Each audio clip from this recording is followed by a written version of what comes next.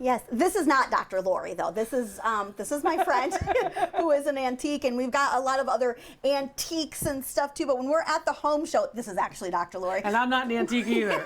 Right? When we are at the home show though, you can see a lot of things, including how antiques are being incorporated into new things, like this tiny house. This tiny house. These are really wonderful. It's interesting. You know, you've got all kinds of things that really remind me of vintage design. So things like the whitewashed cabinetry, which is so hot now, which really looks back to the 1950s and 60s. And then you've got great materials, the subway tiles, which are so popular still, right, from the 30s. And then, you know, pipes that are being utilized as, of course, railings, safety railings, the great loft, the reclaimed wood, which is really so hot in design now that you can see the beams and such. You can integrate it into these tiny houses, and you know, we don't need a lot of space. We just need a little bit of space for, you know, our things, our dailies, our, you know, going to the bathroom and having a little internet connection and this kind of thing. And things that definitely like bring us like, you know, there's a show called, you know, Tidying Up, whatever, things that spark joy, right? So sparking joy. There are things like this where they might be worth money. Right.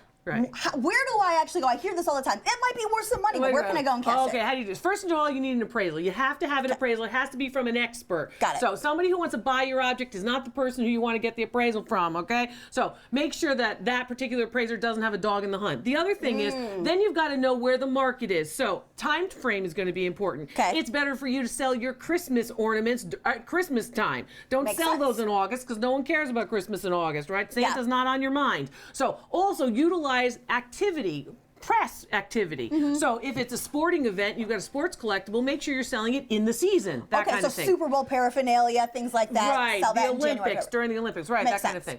Okay, so then you're saying, okay, how do I actually get the money out of it? Things like that you wouldn't expect, like, you know, video games that people would say, really? That's valuable? Or my old Apple computer is valuable? It is. And things like this, so you say, okay, that's just a knickknack, but this might bring you joy because it was your grandmother's. Okay, not all that valuable. I'm going to teach you here with the free appraisals here at the home show today.